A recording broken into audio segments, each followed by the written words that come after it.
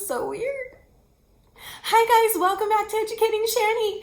I'm Shani and I'm back. Yay! Oh, hi Shani, hi.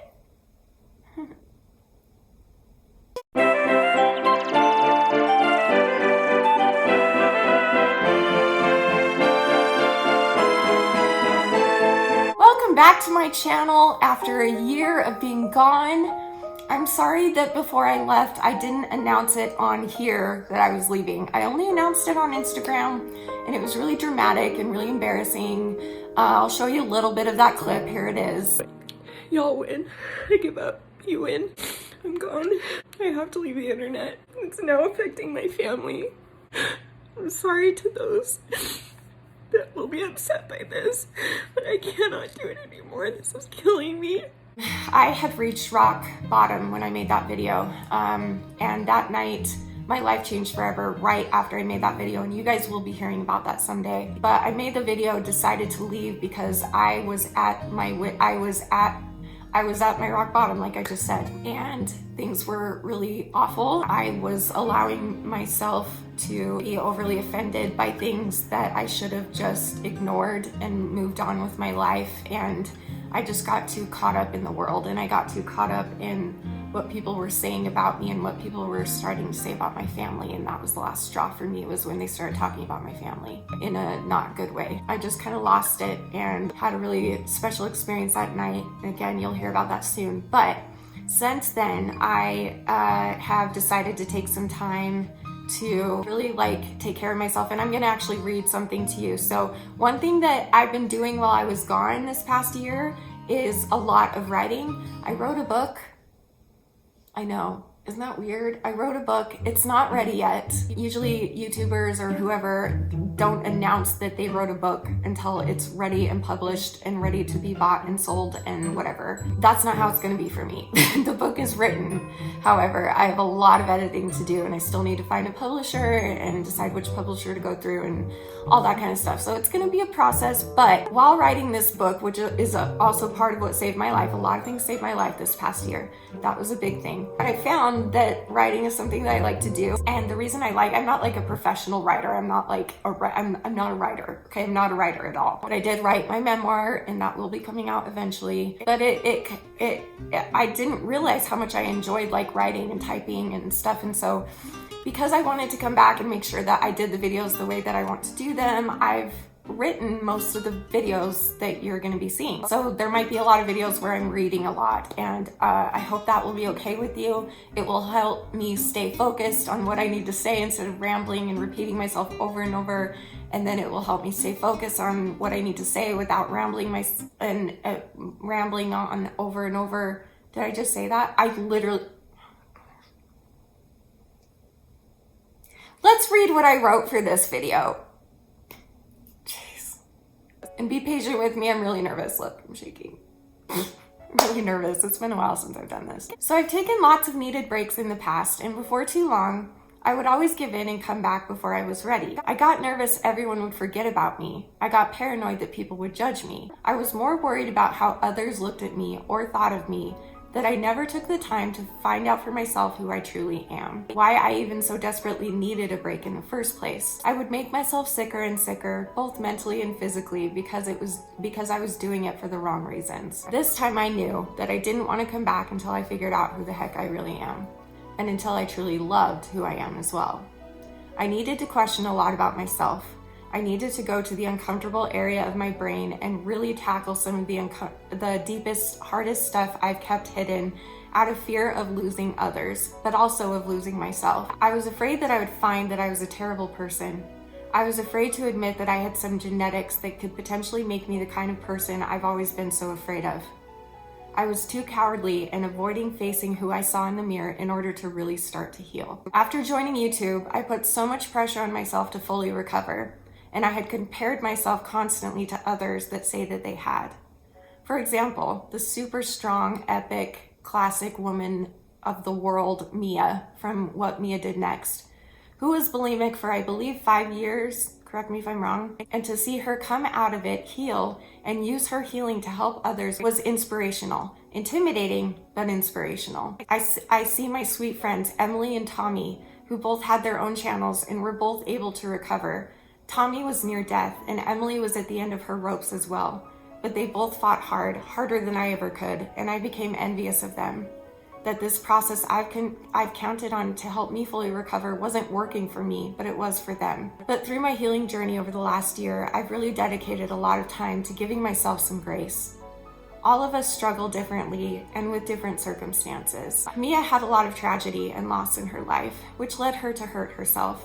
Even after she recovered, there was tragedy, but she kept going. She chose to fight every day.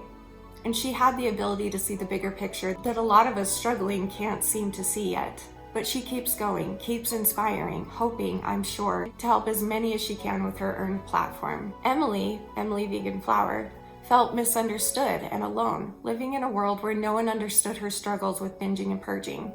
She made videos cooking her delicious vegan food as she fully recovered, but still talked about the hard stuff and sharing if she was feeling struggly. She lost her best friend in the whole world, her dog, but she kept going, to the point that she made the healthy decision for her to leave YouTube and focus on continuing her recovery.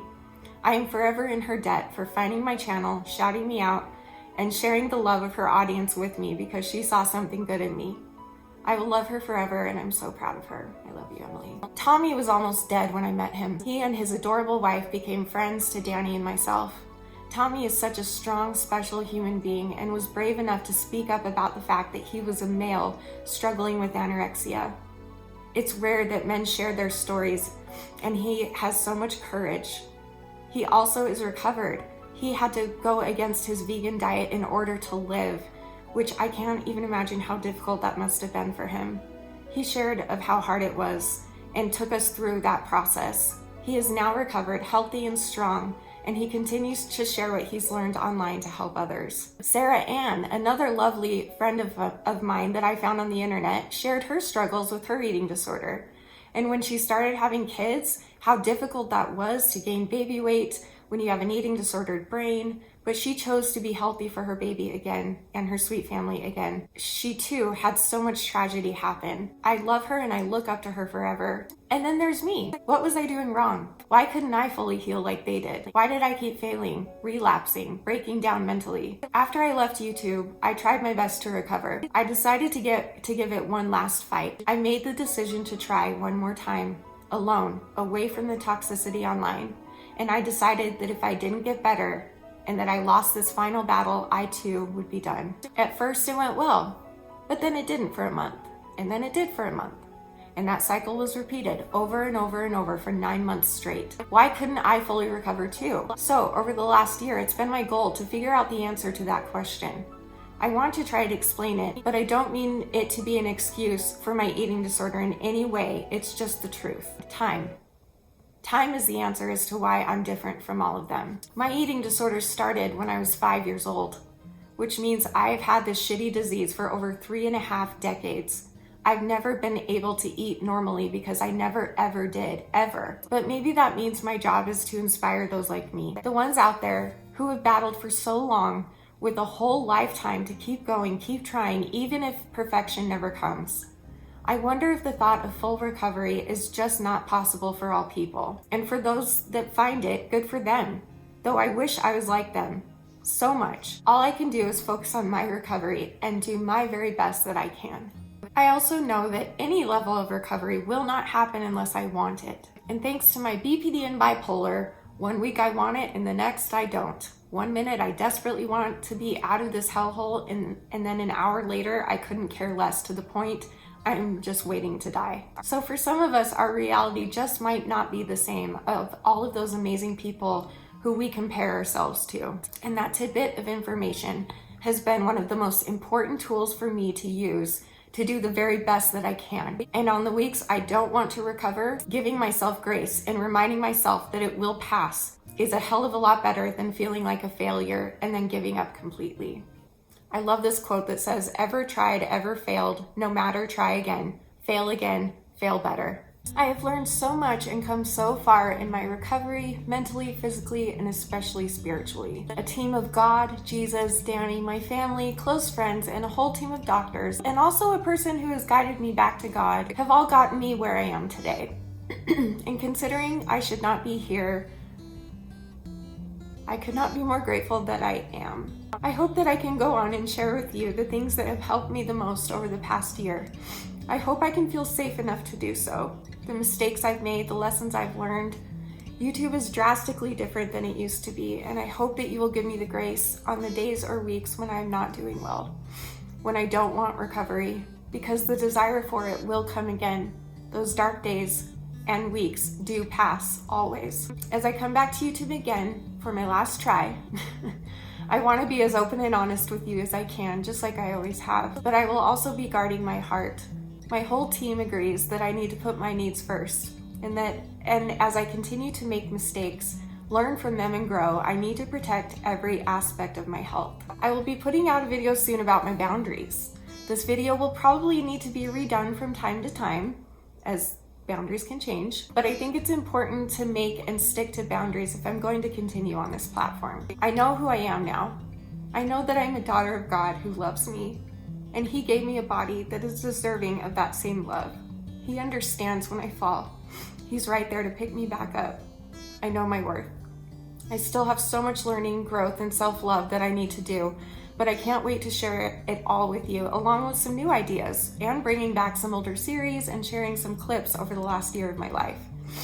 I hope you can be patient. I hope you can be kind. I hope you'll give me the same grace that I've been giving myself and continue to help me focus on my recovery and how I can bring joy and love to all of the peoples of the times of the places of the peeps times of it all places. Yeah, that one.